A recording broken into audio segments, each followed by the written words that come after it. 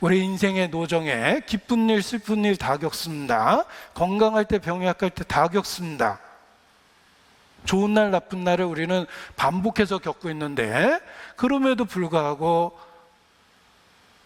이 세상의 풍파를 겪으면서도 우리는 오늘 지금도 주의 이름을 부르고 있습니다. 그 이유는 연합과 동거의 힘이에요. 계속해서 생명을 공급하고 있기 때문에 우리가 이렇게 유지되고 있는 것입니다. 형제가 연합하여 동거함이 어찌 그리 선하고 아름다운고. 그 형제의 첫 번째는 그리스도와의 형제 관계입니다. 그리스도와 연합하고 동거해서 우리는 그리스도와 형제 관계를 갖게 된 겁니다. 그래서 생명력을 공급받고 있습니다. 그리고 중요한 또 하나의 진리입니다. 그리스도와 연합돼서 그리스도로부터 생명을 받고 있는 우리는 하늘과 땅을 이어주는 사닥다리를 통해서 교통하고 있는 것과 같습니다. 예수님을 통해서 우리는 살아계신 하나님과 친밀한 관계와 사귐을 갖고 있습니다. 교통하고 있죠. 하늘과 땅을 이어주는 수직적인 막대기가 생긴 것입니다. 그리고 이제 같은 은혜를 받은 사람들 간에 수평적인 관계가 이루어지는 겁니다. 예수 그리스도를 통해서 수직적인 하늘과 땅을 이어주는 관계를 갖고 있는 우리는 같은 믿음을 고백하는 형제 자매 간에 수평적인 교통이 이루어지는 거예요.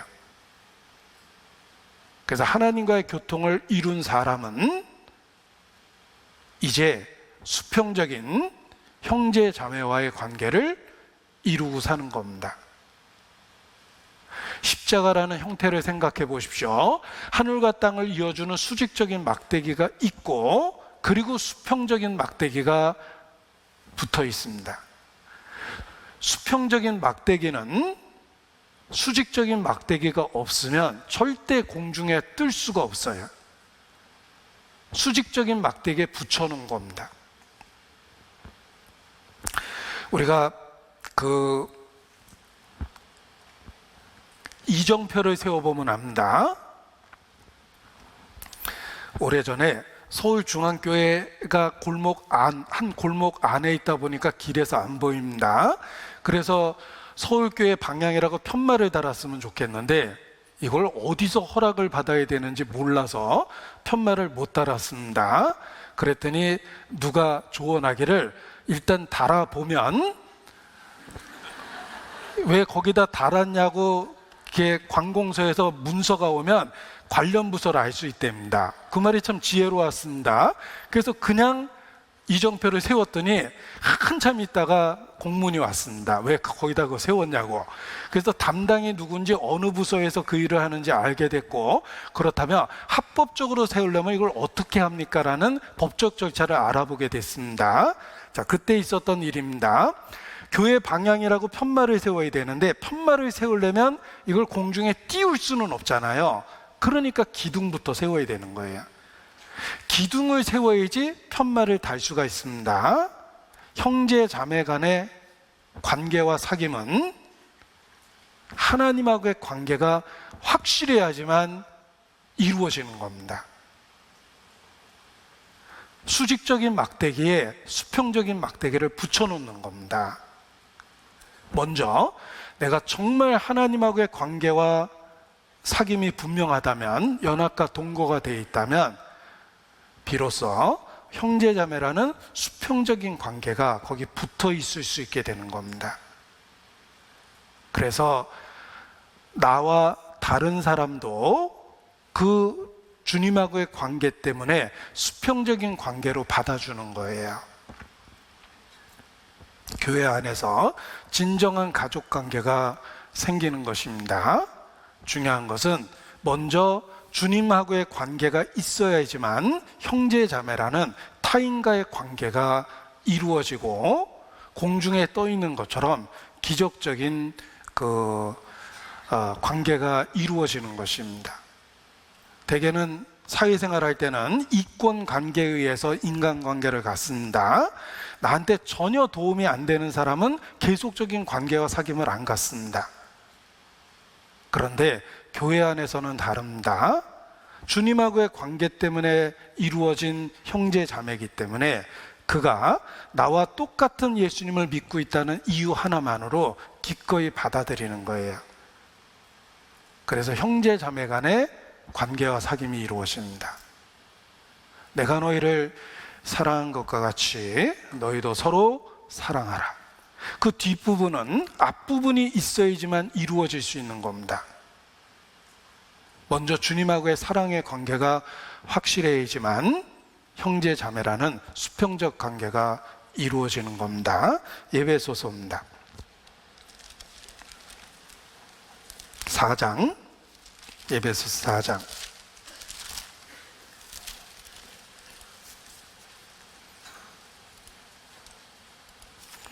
(4절로 6절입니다) 우리가 하나가 될 수밖에 없는 7가지 이유가 있습니다. 에베소서 4장 4절로 6절, 우리가 하나가 될 수밖에 없는 7가지 이유가 있습니다. 저에게는 형이 한 분 계십니다. 저하고 나이 차이도 별로 안 지고 또 외모도 비슷해서 어떤 분은 수양관에서 저희 형을 보고 인사해 놓고 서목사가 본 척도 안 하더라 이렇게 오해하는 분도 있습니다. 유사품에 주의하셔야 됩니다. 자, 형하고 저하고 외모가 비슷한데 성격은 어려서부터 전혀 달랐습니다. 형제지간인데 성격이 전혀 다릅니다. 맞는 게 하나도 없었어요. 그래서 어린 시절 싸울 때는 내가 형만 아니었으면 이런 말을 자주 했습니다. 자, 그런데 나하고 정말 맞는 게 하나도 없는데 그럼에도 불구하고 아주 친밀합니다. 이유는 딱 하나예요.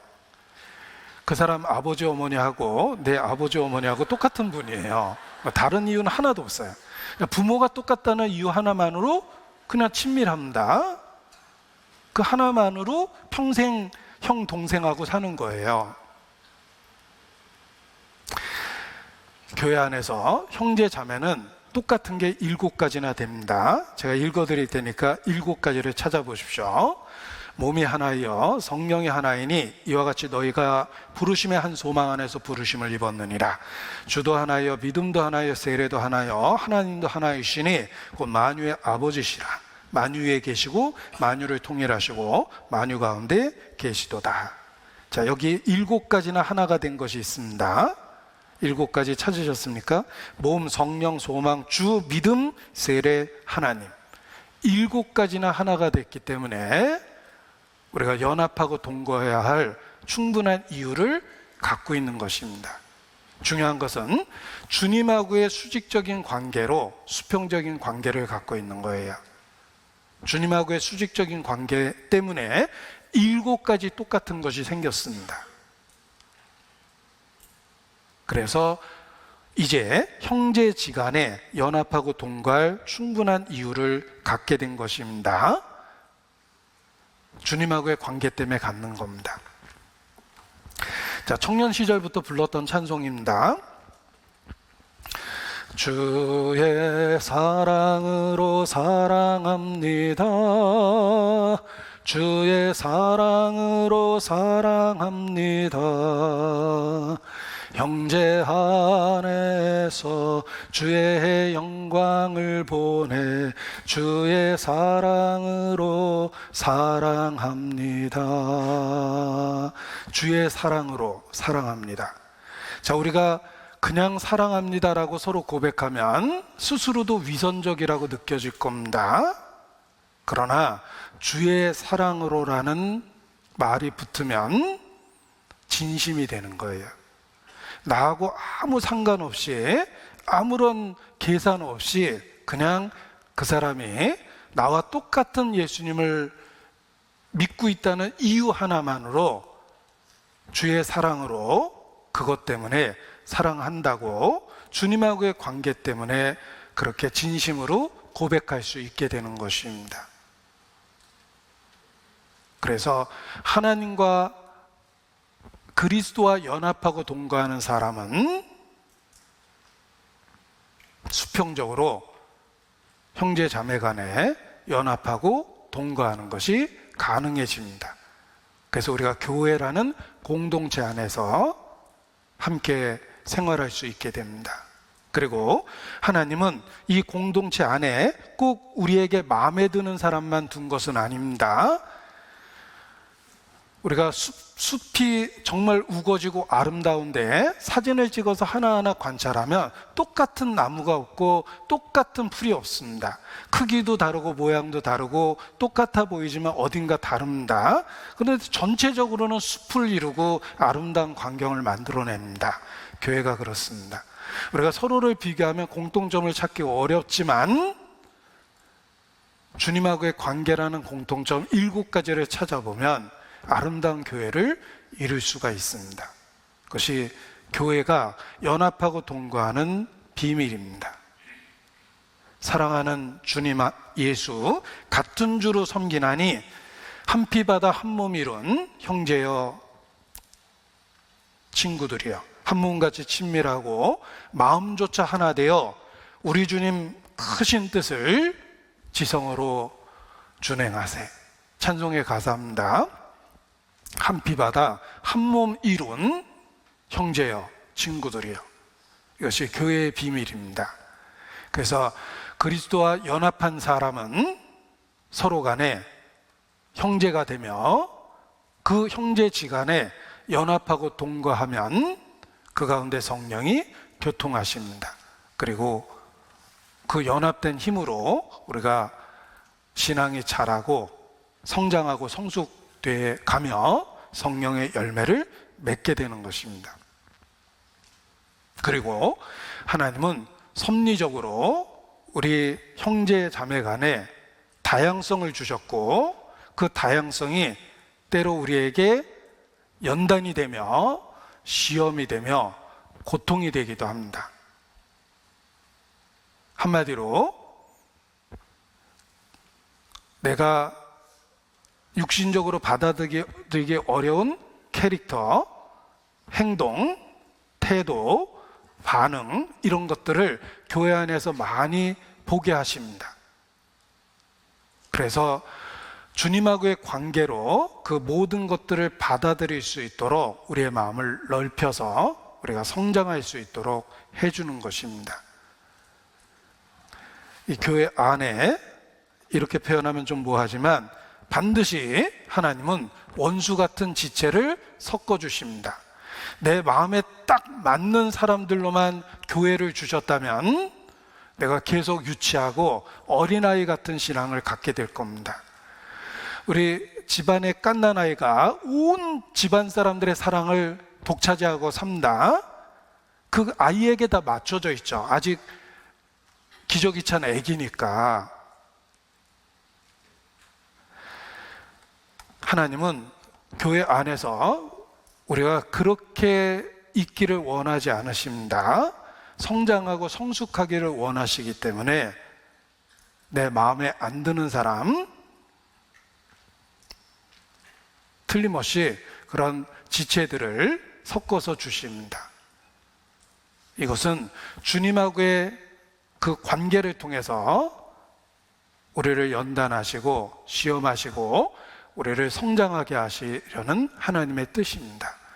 내가 좋아할 수 있는 환경과 성격을 갖고 있는 사람은 신앙 없이도 좋아하고 하나가 될 수 있습니다. 그런데 내가 신앙 없이는 도저히 받아들이기 어려운 사람을 받아들일 수 있도록 그러한 지체를 섞어서 주시는 거예요. 그래서 우리 안에 연약한 지체가 있고 나와 안 맞는 사람이 있다는 것을 기억하셔야 됩니다. 그리고 기꺼이 주님하고의 관계를 통해서 연합하고 동거할 때 주님은 그것을 보시고 어찌 그리 선하고 아름다운고 칭찬하십니다. 그리고 더욱더 우리가 성장할 수 있도록 우리에게 필요한 것들을 아론의 머리에 있는 기름이 흘러내리듯 시온의 헐몬의 이슬이 시온의 산들에 내린 같이 끊임없는 생명력을 우리에게 공급해 주십니다. 그래서 신앙생활을 할 수 있도록 인도해 주십니다. 자, 온전한 믿음은 그리스도와 연합하고 동거하는 것이며, 그리스도와 연합하고 동거함을 통해서 우리는 하나님의 자녀가 됩니다.